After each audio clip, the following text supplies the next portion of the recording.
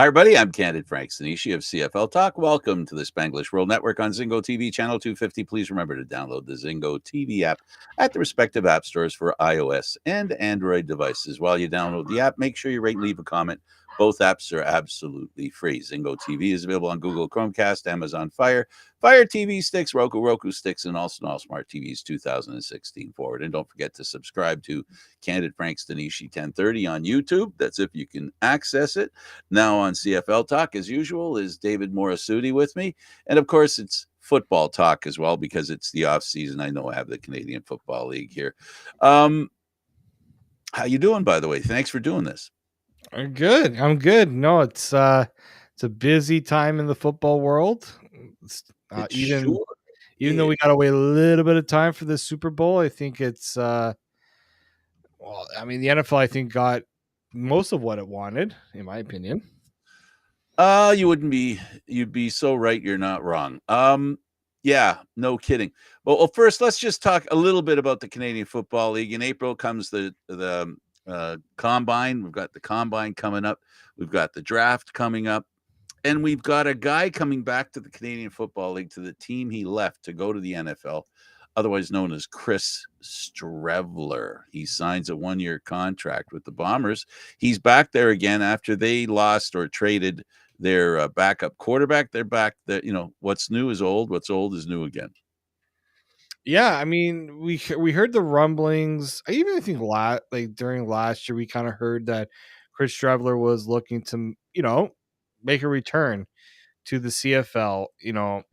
After he got some time to play in the NFL, right? There was a kind of helped put a little bit of the CFL on the map when you hear Chris Streveler, who used to play in the CFL and things like that.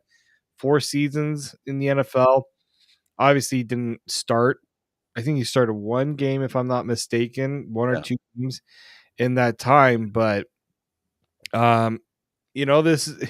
it's a good opportunity for him to. This is why when you have NFL players that have NFL aspirations, you never let the relationship end sourly.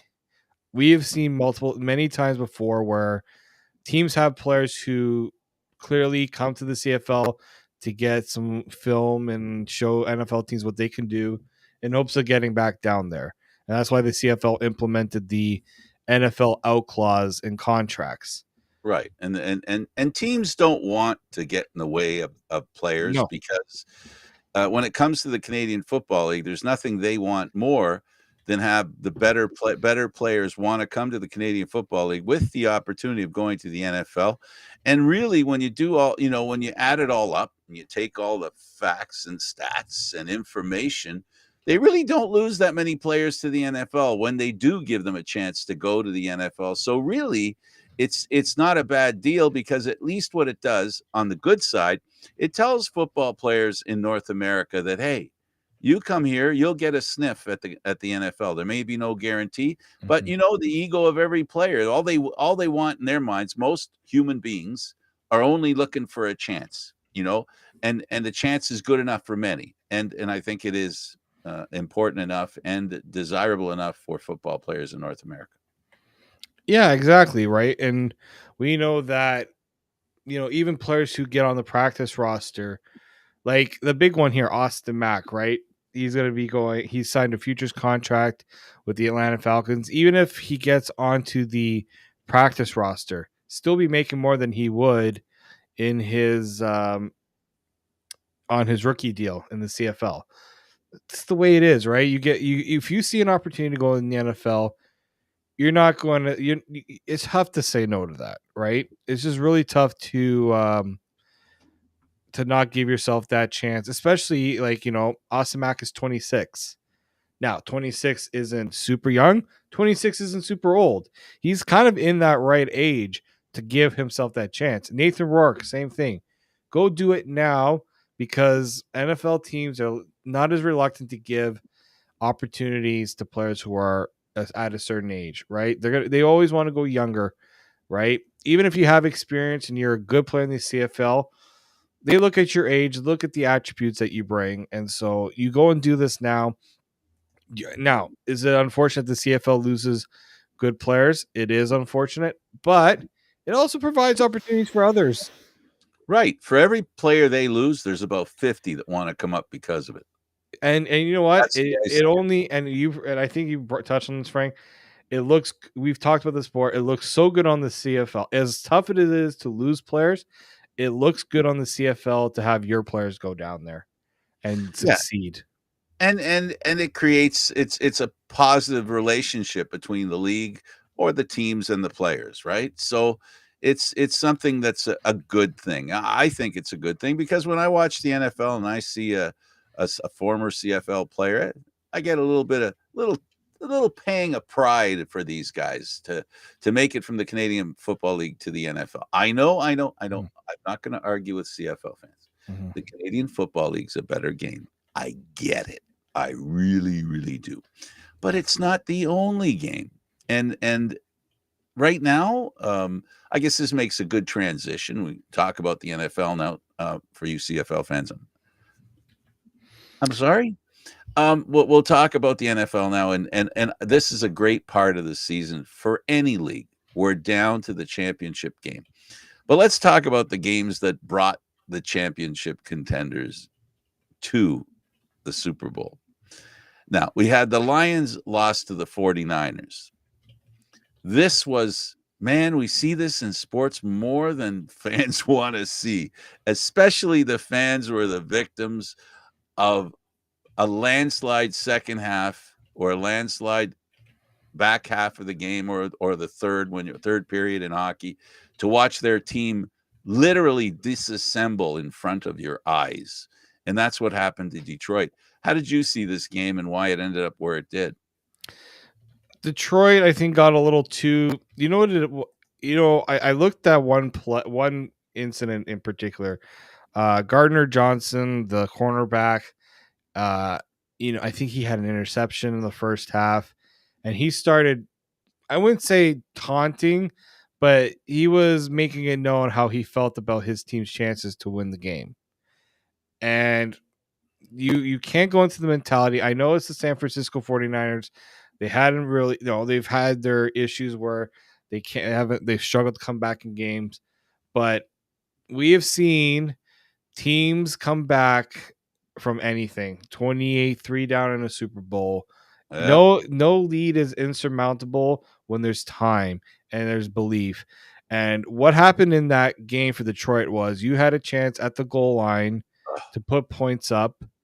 Dan Campbell, one of the more aggressive coaches, and in a lot of ways, it helped the team, and in a lot of ways, it cost the team at times. But you have a chance to put up 7 points to go into the half.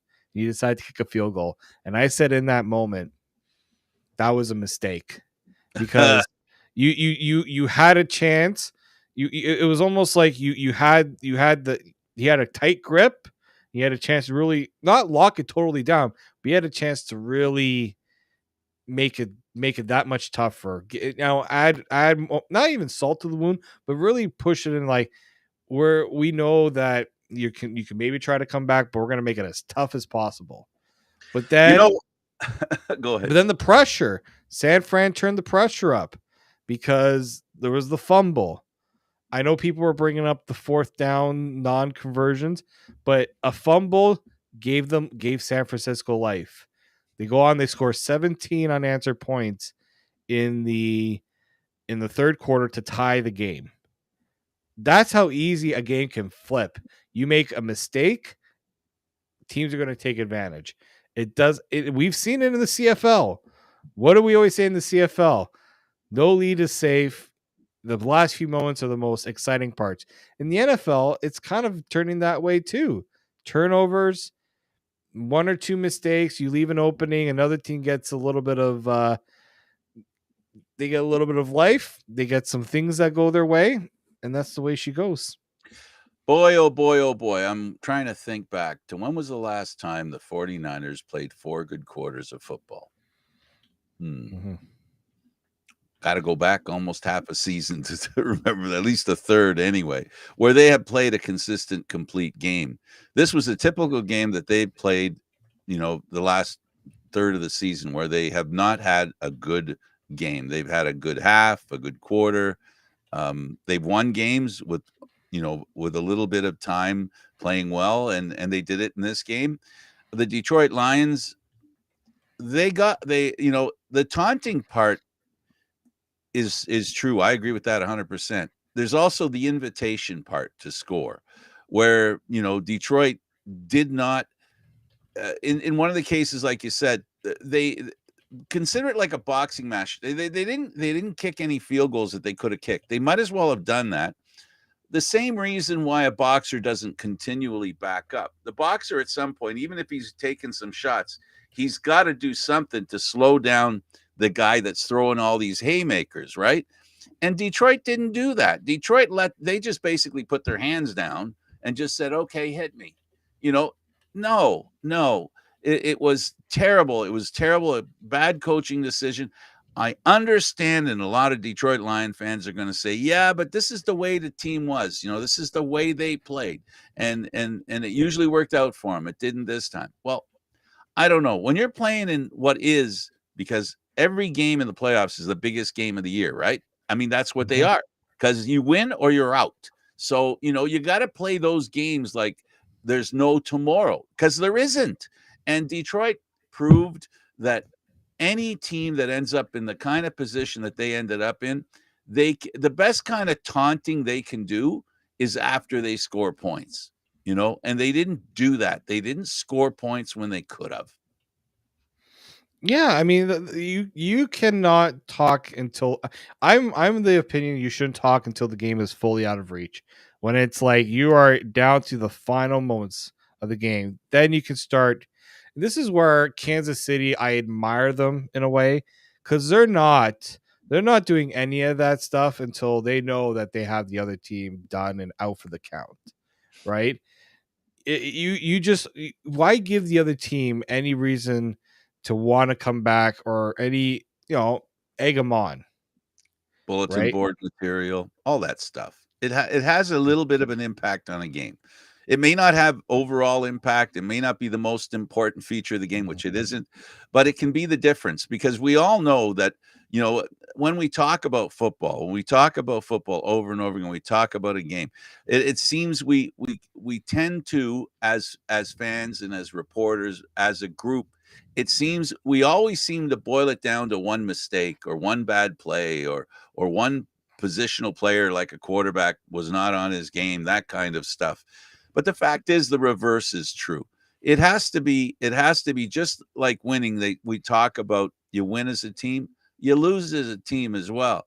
And there are a lot of reasons why a team can win and a lot of reasons why they can lose. And many of them take place in the game, and hardly ever is it one play, because you can always, if you really want to be fair, that one play is not the whole game. And there are other, like I said about them not kicking any field goals, they could have kicked at least 2. They should have kicked 2. That was 6 points, and it would have buffered the lead, and it would have created a situation where it put more pressure on San Francisco. The 49ers literally had no pressure on them, because all they had to worry about was scoring, because their defense was doing a masterful job, and the Detroit Lions were playing into a really good defense's hands. Yeah, no, very, very much so. San Francisco knew that last week that was not a convincing win for them. And I do think that when you look at how they played this game, look, they were vulnerable in that game. There was clearly some areas where, you know, they were exposed a little bit by Detroit, the run game especially. Again, the Packers sort of brought that upon themselves too, where they were, the Packers were running the ball quite well. But what it also goes to show is you can run the ball as good as you want in the NFL. You need to execute those plays. Your run game can't win you. And I know everyone says you need a good running game and a good defense, but you need that running game to get those important. You need to get your passing game to get those important plays down for you. The third and shorts. You know why? You know why the Kansas City Chiefs beat the Baltimore Ravens? At the end of the game, when they had a third and long and a chance to put the Ravens away, they converted on it. Not because they ran the ball, But because they were running the ball so well, it allowed the passing game to be that much more crucial. And look, Detroit was doing a pretty good job of that, but they got away from it. Yeah, ball security was an important issue in a big game like that, in a game that's well fought between two really good teams. One fumble and one interception can make a difference. And the oddity here is that you've got a quarterback. Well, the last player drafted in his draft year, Mr. Irrelevant was pretty relevant, but really he wasn't the reason they won this game. He threw for a touchdown, he threw for an interception. I look at his stats and I'm not totally impressed by his stats. But the thing is, he did enough to win. We always talk about this stuff, doing enough to win. That's what he did as a quarterback. And quarterbacks with his kind of pedigree, because he was drafted so low, management becomes probably the operative word, right? So, don't make any mistakes, that kind of stuff. Go through whatever you need to do to advance the ball, and don't take too many risks. Well, that's it right there. You just said it right there. Don't take any risks, unnecessary risks. When you look at that game, I look back at the Christmas Day game between the Ravens and the 49ers. Why did the 49ers lose that game? Because Brock Purdy felt like he needed to do more than he had to, because the Ravens took away Christian McCaffrey. And so they said, if you're going to beat us, Brock Purdy's going to have to beat us. Well, guess what? Brock Purdy tried to do too much, and it cost the 49ers. People are questioning if Brock Purdy can get it done, right? But Brock, it didn't hurt that he had Debo in the lineup. Well, yes. They missed him. Now, yes, Debo Samuel makes this team that much better. Brandon Ayuk, he can make plays. We got to get him in a position to make plays. In this game specifically, he decided, I can't force a ball in an area that I shouldn't force it. So he started running the ball. He started running. Showed that part. That to me, that's playing smart quarterback. That's being a smart quarterback, rather than, because he's probably heard it so many times that he can't.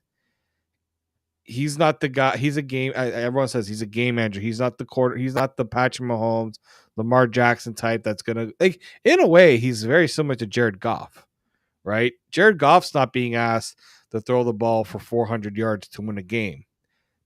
Brock Purdy isn't either. Brock Purdy's got to get this team into scoring position and let the playmakers do what they need to do. But that's what makes him such an important part of that team, is because he understands what he needs to do, and he does it at a high level. He executes plays. And to me, that's a valuable skill. But the question now becomes, if you need more from him, if that's not enough, can he go that extra mile for you?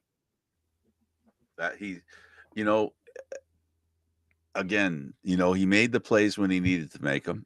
And, the running the ball was the most important thing, because marching the ball up the field, they did that very well. And that's what you have to do. I got to tell you, when it comes to San Francisco, they're a team, in my mind, rightly or wrongly, that are on a mission because of what happened last year. I repeat it every time we talk about the NFL. They're a team that really got hurt by a simple fact that we talked about a little earlier in the Canadian Football League part, and we can talk about it here now, that you need three quarterbacks. There is no starter and backup anymore in football, period. Canadian Football League, NFL, it's all the same, David. We need to have assurances that there's enough quarterbacks on the team that if something bad happens again, you have somebody that can win you a game. San Francisco's still hurting from that experience. People can tell you, oh, we don't know, no care, it was just something that just happened. But I think the NFL knows, because that was an embarrassing moment for them when San Francisco lost in the playoffs last year, because they didn't have a quarterback on the sideline. Yeah, we don't know how different that game is going to be if you're going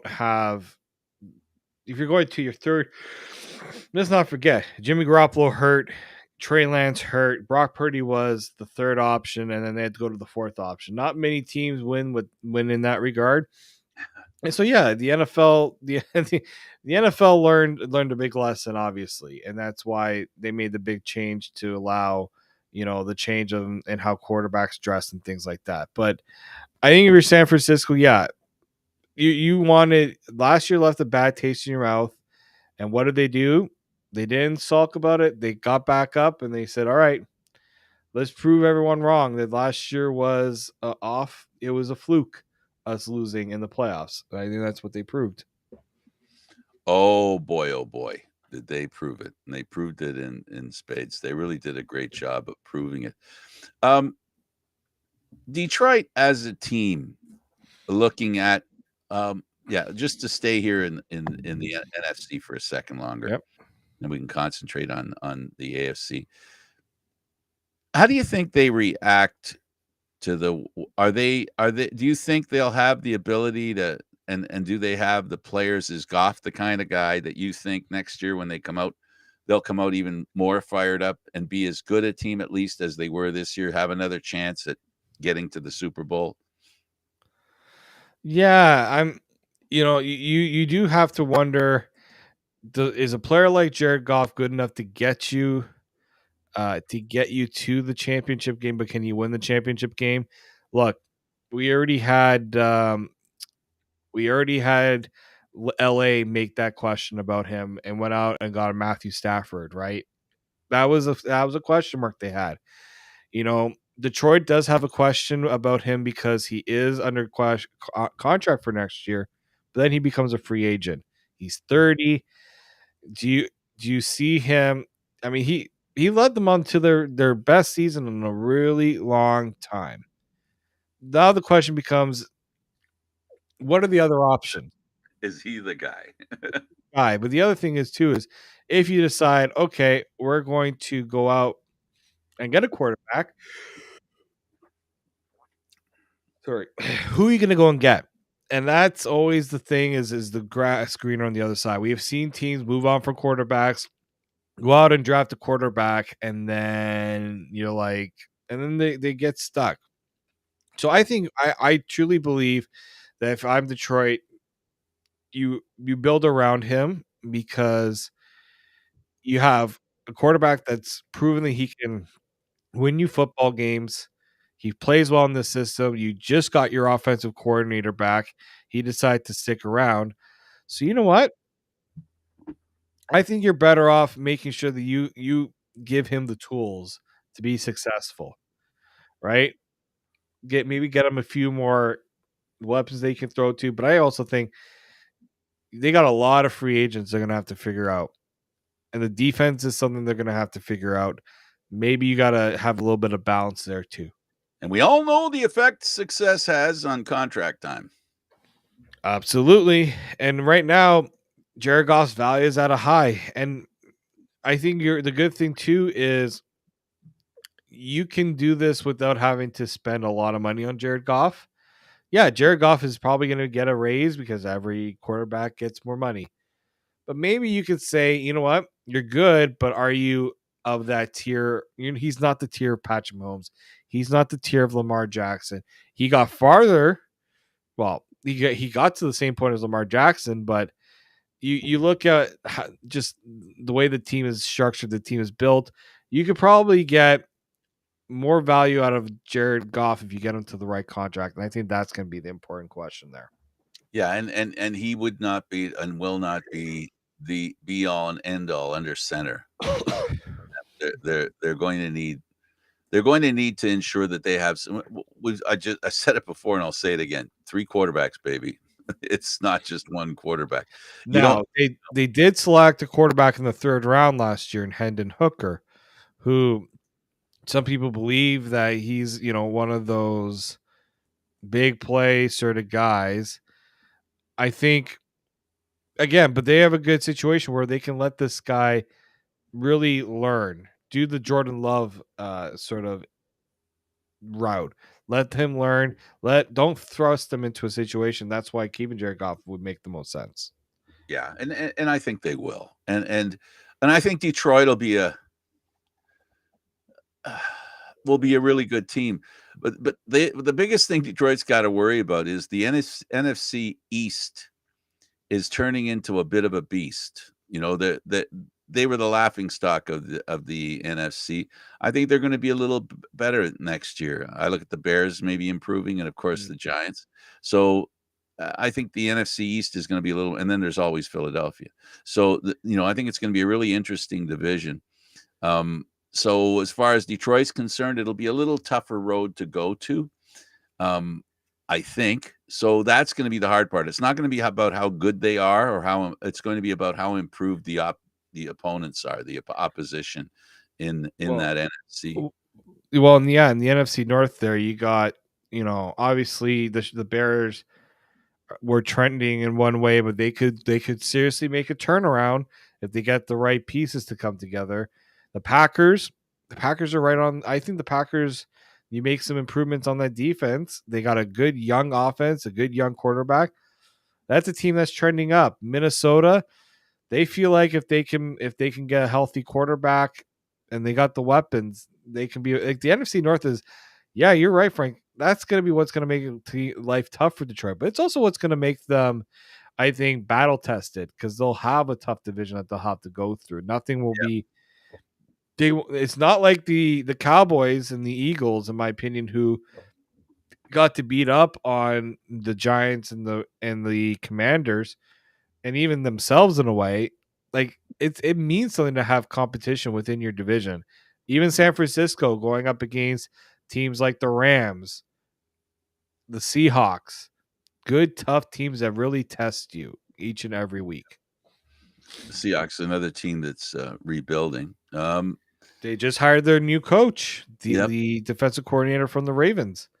Youngest coach in the league at 36. There you go. It's a bold move, but you know what? Especially because you got rid of a long time coach that had a lot of success. It's a very interesting move by them. So San Francisco moves on to the Super Bowl. They do it by winning a game that really didn't look good for them, but they proved they could make the comeback. And of course, they've proven again what they've done all year, and that is prove they can win when sometimes they shouldn't. And that's what you're up against when you show up at the Super Bowl to play the Bears. Let's talk about the other game that gave us the AFC team that goes to the Super Bowl. And of course, that was a game. That was a game worth watching. It was, I got to tell you, KC, they're the team, I guess. I'm not going to say like the Alouettes in the Canadian Football League, because they're not disrespected to that point. No.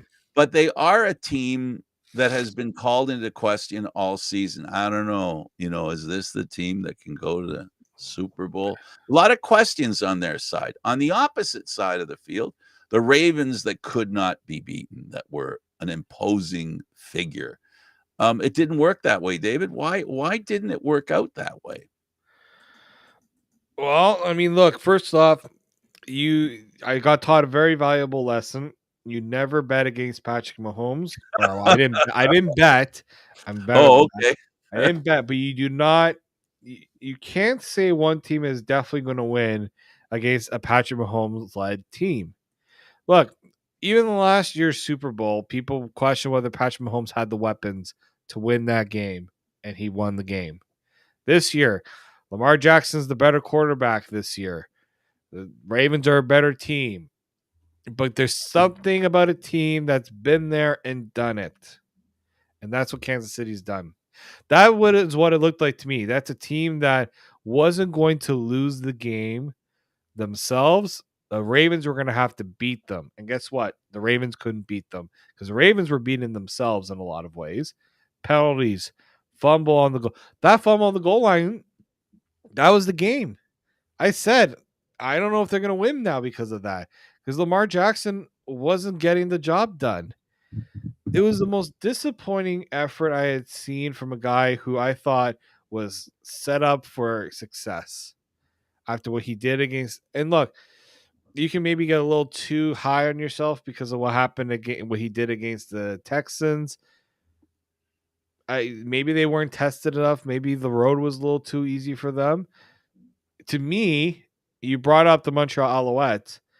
I wouldn't say that the Chiefs were the Alouettes. I think the Ravens were more like the Argos. Let's make the CFL connection. I know. It's true though. It's You true. had everyone's lauding about the quarterback. He's going to get the job done. There's no way he's not going to get the job done. They've been demolishing good teams all year. But it's Patrick Mahomes.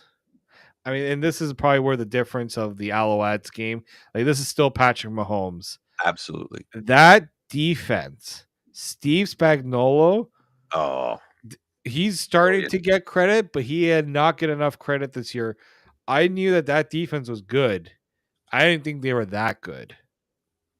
They had Lamar Jackson double questioning his ability all game long. A guy that was supposed to be an immovable object, if I use that term, it's not quite accurate, but you couldn't. He just ran roughshod over defenses all year. MVP quality of season he had, and then all of a sudden, this is where we talked about it earlier. It's a team sport. It's a team sport. You get defenders keying on him and doing it together. They proved what's been proven over the years. Really great players don't guarantee a championship or a victory in the playoffs. It comes down to a team, and Kansas City, the team is made up Spagnuolo, the coach, and the players that he instructs, and the template that is their defense and how they execute. It's pretty seamless. A lot. I guess also if you're Kansas City and you're the defense, David. No, I'm not saying this to put down Patrick Mahomes, but there must be this little bit. What about us? We're doing okay too. And as important as Patrick Mahomes is, which he is, that defense deserves a lot of credit for moving in again, to the Super Bowl. And the question is going to be, how's Purdy going to handle that defense? Yeah, no. I look at. Yeah, I mean that's gonna be the biggest question mark for Kyle Shanahan. How does he? Because even like Josh Allen had to deal with pressure, not getting the ball off at the time that he wanted because the pressure was on him. You know what is going to have to be in Kansas, and maybe this is where maybe things go a little differently for the 49ers. The 49ers will run the ball. They have no problem running that ball to take pressure off the quarterback. Lamar Jackson ran the ball 8 times in that game. 8 times for 54 yards. He averaged 6.8 yards a carry. You know what Lamar Jackson did against the Texans the week before? He had 11 carries. So, fewer carries. 11 carries for 100 yards and 2 touchdowns. I think if you're the 49ers, you need to maybe not rely on putting the ball in Brock Purdy's hands too much. They got guys who can make plays. No ifs, ands, or buts about that. But Lamar Jackson threw the ball 37 times in that game. That's way too many times for Lamar Jackson. I think Christian McCaffrey, if you're the Chiefs, they're not going to worry too much about Brock Purdy. In my opinion, they're going to worry more about Christian McCaffrey. Yes. He's the true guy you need to stop. He had a slow start, but he ended up moving. And then it was like he almost imposed his will. Yeah. No, exactly. Right?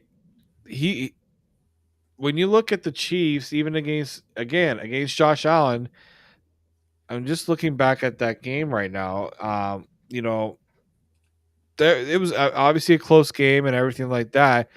But Josh Allen threw the ball 39 times in that game, only had 186 yards.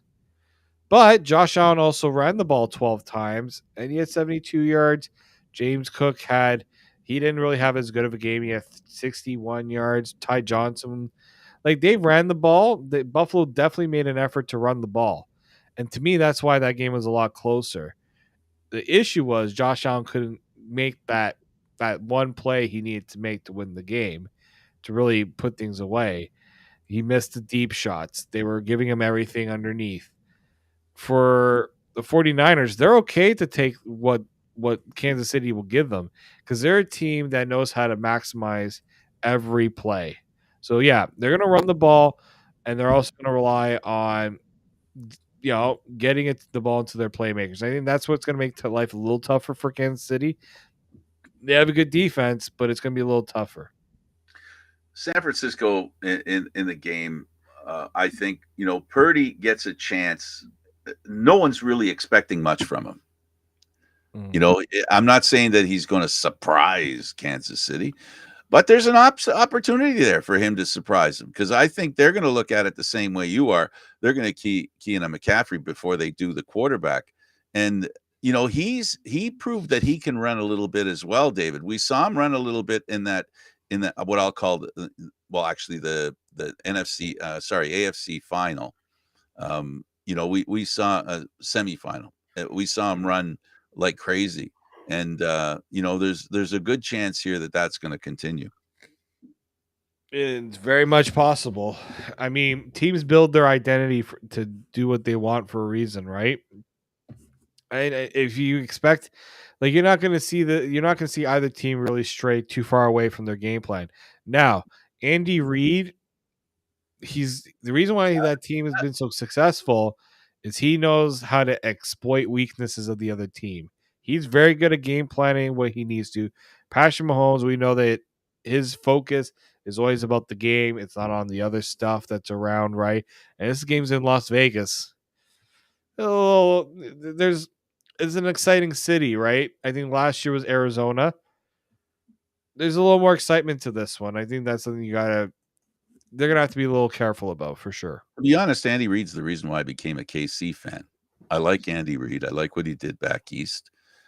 He had some hard luck situations. He never caught a break. And then he went to Kansas City, and they had a pretty good quarterback at the time, not named Mahomes. And I like the team. I also, looking back at the history of KC and remembering them in the 60s and 70s was always a lot of fun watching them in Oakland go at it, right, in the West. So for me, it's something that KC is at that time when he got there, the head coach got there. They were like the Detroit Lions were. They were a team that had a great history and their fans were long suffering. And then all of a sudden, I like what happened with the coaching change. And then I like the quarterback they had. And it was a complete surprise that they came up with Mahomes. That totally surprised me. And he continually surprises me. Patrick Mahomes is the only quarterback in NFL history to play with a partial helmet. That makes him unique right there. So we can say that he's unique. And I got to tell you, for that helmet to break, that was quite a lot of contact, and he just shook it off. I'm amazed by it, David. I was in shock when I saw the helmet and the condition it was in. Well, I mean, yeah, he's a player that will do what he needs to make the play. No, never ever really any doubt about that. I was surprised more so that the helmet actually did that. I've never seen a helmet do that before. I've never seen a helmet crack. It's a little concerning. If you're Patrick Mahomes, if you're his family and you see that happen, you're just like, oh, that's not exactly what we want to see, Patrick. Maybe we don't have your helmet crack going forward. So I'm sure he heard a little bit about that after that game. Now, when I mentioned the name Travis Kelce, there's a singer that gets attached to that. Let's stay away from the singer for a moment and let's talk Travis Kelce, the football player. And the fact that he almost looked all season as a guy that the team was saving for the playoffs. They really didn't give him much responsibility. Some people even questioned his ability and whether he lost a step, all that kind of stuff that, comes with a lack of statistical, profile. And I got to tell you, he was amazing in that game. And, he's in the conversation now, if not one of the best receivers of all time, one of the best receivers in the playoffs.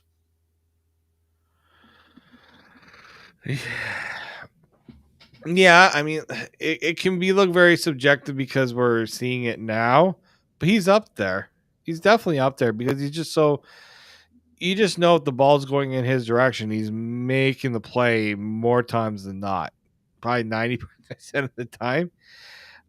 There's just been so many good players though that I've seen. Absolutely. Jerry Rice comes to mind, Rob Gronkowski, right? There's just so many good ones, but yeah, he's definitely up there and he's deserving of it. Not never gonna never. I'm never wanted to take away from somebody else's success. I'll say that. Well, one thing's for sure though, David, he can build on his success. He's still got time to improve the appreciation that people have for him. Aside from the fact that he's well. Anyway, um, uh, he has proven to make the catches necessary, and he's made it look easy. And I wonder. I don't think he can catch San Francisco by surprise now. I think it's going to be a little harder. They're going to key on him because they're going to have seen this game film, and they know the impact he had, over 100 yards, receiving. They're going to key on him. So we're going to find out how good San Francisco can do there in that regard. Yeah. But Kansas City has a couple of other receivers who, haven't had great seasons that get an opportunity to show what they can do. They have the talent. No, they do, right? Talent. You can never go against talent, right? Anybody will say, well, they don't have this, they don't have that, they don't have the experience. Talent can get you far, but yeah, I think having the mentality, I think, is that much more important. The work ethic, being prepared for anything that might come your way. I think and to me, I think that's what's most important. Absolutely. It's something that I don't know. Well, I'll leave it there. One thing that this championship's going to show is that you have a quarterback with very little reputation against one that has one of the biggest reputations. You've got, I think a receiving core that's pretty comparable. What do you think? No, I think San Francisco's they've got more weapons, in my opinion. Like, you got Travis Kelce. George Kittle's not far behind in terms of more being a complete tight end. Deebo Samuel, when he's healthy, he can do so much for you. Yeah, like, I can see, Kansas City's guys don't get enough of credit. I do believe that. But I also just think that there's I don't think maybe I think we haven't really seen this this San Francisco team get their due, in my opinion. Yeah, they're both you're right, because both teams actually fit that definition. Yeah. Like Kansas City's making people go, "Oh, okay." And then what you said, don't bet against Mahomes. I mean, there's a reason why people are betting against Mahomes and then regretting it, right? And this game here is going to be very interesting, especially the part that is before the championship game, before the Super Bowl, the week before. I'm just wondering how much the talk will be the week before and how it'll impact on the game, because both these teams kind of have this built-in bulletin board, because this year in particular, both of them, haven't gotten the kind of respect that I think both deserve. And they've proven that they can make it there. And I'm just wondering, in that week, talking about San Francisco and, is Samuel healthy? All these questions that are going to be asked.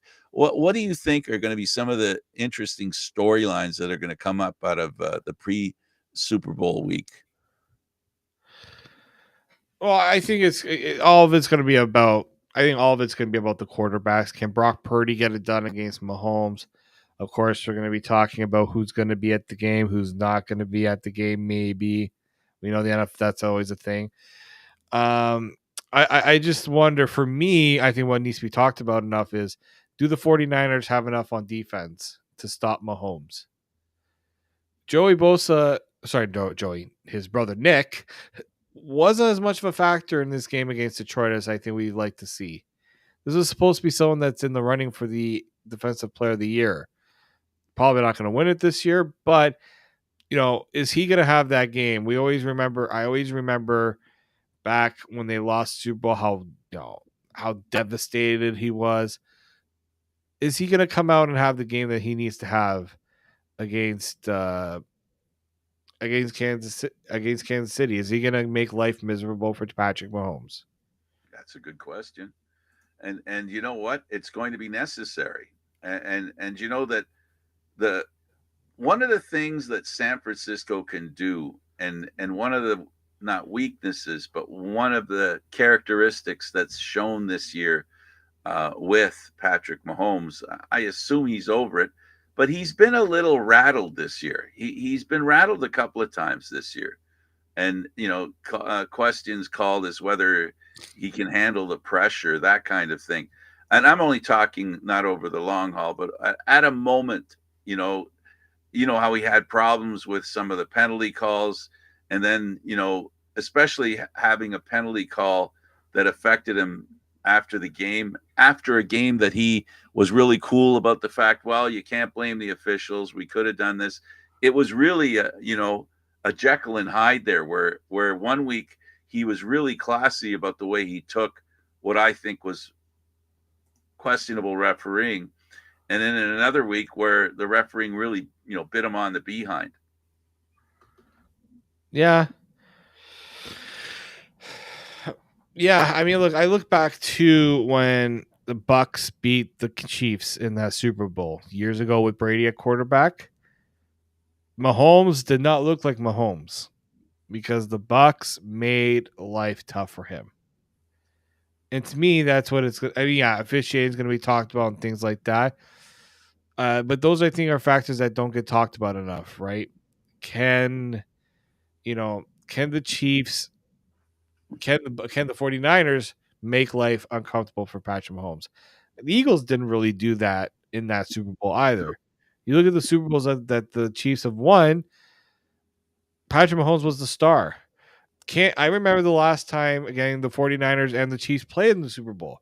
First half, Patrick Mahomes did nothing. Mm-hmm. Nothing. Then the second half, he had this big play down the field, and boom, floodgates opened. San Fran couldn't make the plays. The Chiefs made the plays, and they won the game. Absolutely. I think maybe if you're Kyle Shanahan, you learn from that. I think that's the big one there. Yeah, absolutely. Who do you think will be the key to winning on either team? A surprise. Who do you see as somebody that could surprise everybody in the Super Bowl? Who's so I think is to me, man, that's a good one. My job. I do think Rashid Rice, the wide receiver for the Chiefs, he's been slowly making plays for this team. I know Pacheco. A bad start to the season. They were saying who's going to come out and make plays for this team, and then he's the one that stepped up to do it. Absolutely. And I think that's maybe where it comes from, right? Someone like last year, it was Kadarius Toney, right? And we know that Kadarius Toney, I don't even know if he's going to play in this game. So I might be like a guy like Rashid Rice. That's someone I would, if I'm looking at a player on Kansas City, that's who I'm looking at. Okay, I'm gonna call the Chiefs to win, homer as I am in this case. I'm gonna say 31-28. Oh, we're doing predictions now. I thought we were going to do those next week. Oh yeah. We still got a week of news to talk about with them next week. Just wait. See how both teams stack up with injuries. Change. This is the Canadian. This isn't the Canadian Football League. The NFL takes a week off before the Super Bowl. Just in a hurry to go to the next step. It's going to be fun, regardless. It will be fun. And this week's going to be fun. What to watch for? We talked a little bit about it. I know there's going to be a lot of interesting storylines, and we didn't mention the Swifties. We got another week to talk about the Swifties. Yeah, we can talk about the Swifties and how there's the Republican Party of the United States is questioning if there's some sort of conspiracy. Yeah, let's bring the. Sure. Notice we're going out at that point to make sure we don't talk about it. At least not now. Thanks for doing this, David. I really appreciate you coming on. No problem, Frank. All right, he's David Morassutti. I'm Candid Frank Stanisci. Thank you for watching CFL Talk, CFL Football Talk, airing live Mondays at 9 p.m. With a little different today with some problems with scheduling. This show can also be heard on the Spanglish World Radio Network. For CFL Talk news, entertainment, and other sports programming we offer, please check out SpanglishWorld.ca. Spanglish World. Watch it, hear it, read it, download it, and live it. Thanks for watching, everybody. See you next time.